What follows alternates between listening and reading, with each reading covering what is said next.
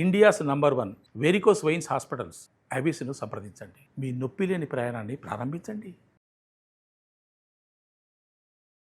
నమస్తే అమ్మా. నమస్తే అమ్మా.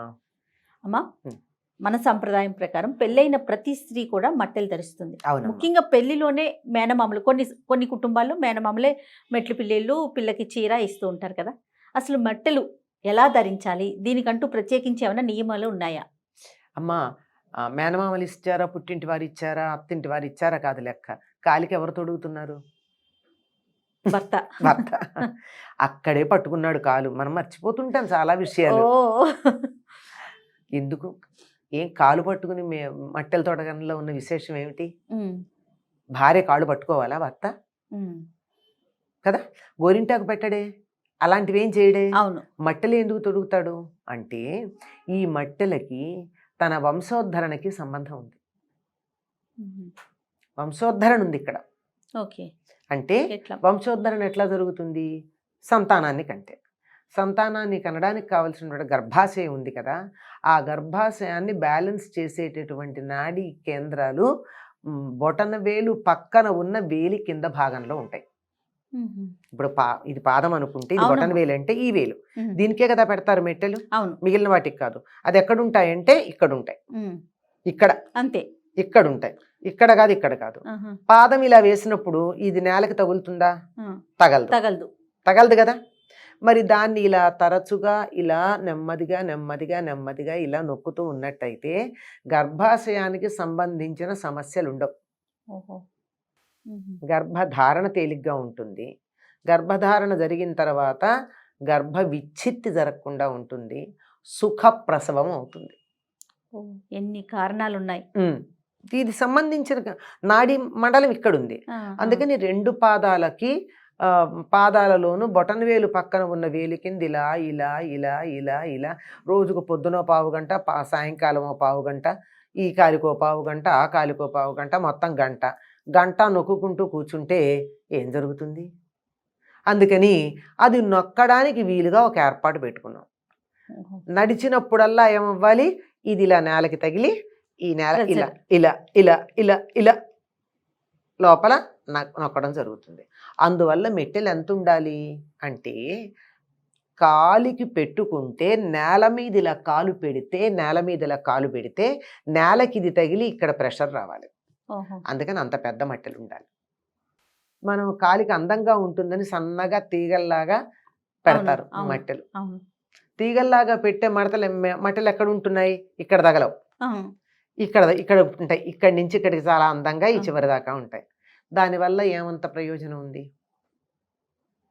పెద్దదయ్యి ఈ వేలు మొదటికెళ్ళి ఈ కాలు అడుగున ఈ పాదము వేలు కలిసేటటువంటి ప్రదేశం ఏదైతే ఉందో అక్కడ ఇలా అడుగు తీసి అడుగు వేసినప్పుడల్లా ఇట్లా నొక్కుంటూ గనక ఉన్నట్టయితే అమ్మాయికి నెల వచ్చే ఇబ్బందులు ఉండవు. చాలా రకాలు మన గైనకాలజిస్టుల దగ్గరికి పెళ్లి కాని పిల్లలు కూడా పెడుతుంటారు. ఎందుకు పెడుతున్నారంటే మాకు రెగ్యులారిటీ లేదండి, ప్రాబ్లం ఉందండి, నొప్పులండి, ఎక్సెస్ ఆర్ లెస్ ఏదో ప్రాబ్లం ఉందండి అని చెప్తూ ఉంటారు. ఇటువంటివి రాకుండా ఉండాలి అంటే ఇక్కడ ఉండాలి. అయితే మరి పెళ్ళైన వాళ్ళకే పెట్టుకుంటున్నారు కదా. అవును. వెంటనే ప్రశ్న వచ్చేస్తుంది. ఒకప్పుడు చిన్నపిల్లలకి పెళ్ళిళ్ళు చేసేవారు. వాళ్ళకి ఈ రజస్వలు అయ్యే సమయానికి కాళ్ళకి మెట్టెలు ఉండేవి.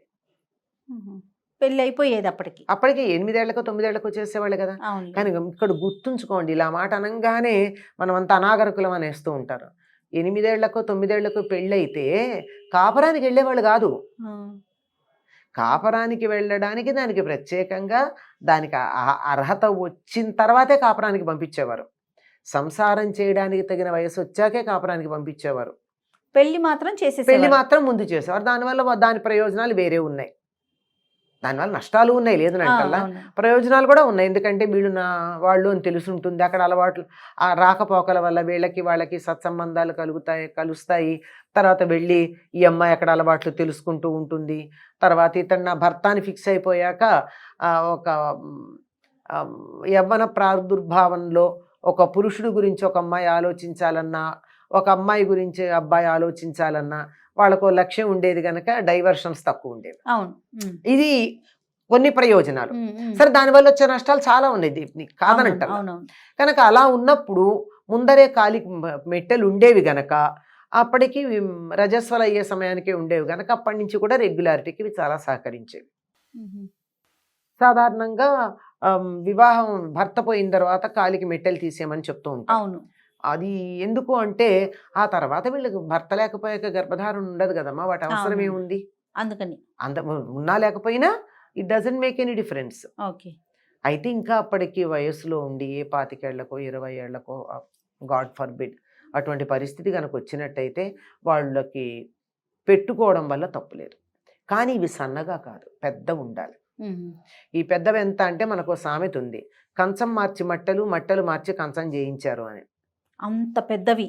అంత పెద్దవి ఆ, అంటే వెండి కంచం, వెండి మట్టలు. ఆ, అంటే 4 మట్టలు మారిస్తే ఈ 2 కాలికి 2 ఆ కాలికి 2 ఉంటాయి కదా, ఈ 4 కలిపితే చిన్న సైజు కంచం వచ్చేటంత ఉండేవన్నమాట.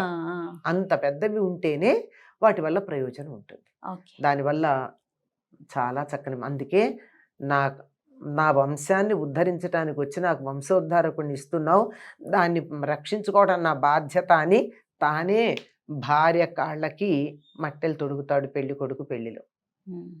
ఇది భారతదేశంలో ఉన్నటువంటి వాళ్ళు, ఆడవాళ్ళు అందరూ ధరిస్తారమ్మా మెట్టెలు. అంటే ప్రత్యేకంగా భారతదేశం అని ఎందుకు చెప్తున్నాను అంటే హిందువులు మాత్రమే కాదు అని. ఎందుకంటే ఆరోగ్యం అందరికీ అవసరమే కదా. అవునమ్మా. మాట మాట్లాడితే స్త్రీ వైద్య నిపుణుల దగ్గరికి పరిగెత్తాల్సిన అవసరం లేకుండా ఉండాలి అంటే మట్టెలు ధరించడం చాలా ప్రధానమమ్మా. ఇది మత ఆచారం కాదు, ఆరోగ్యపరమైనటువంటి ఒక స్త్రీకి ఆరోగ్యపరమైనటువంటి రక్షణ ఇచ్చేటటువంటి కవచం లాంటివి మెట్టెలు. అంతేగాని ఇది హిందూ మతం, ఇది హిందూ సంప్రదాయం, అదిగో చూడండి ఆడవాళ్ళని ఎక్కడికక్కడ కట్టేశారు, ఇలాంటివి చెప్పడానికి ఏమీ లేదమ్మా. ఇది పూర్తిగా ఆరోగ్యపరమైనటువంటి అంశం. రైట్. నమస్తే. నమస్తే అమ్మా.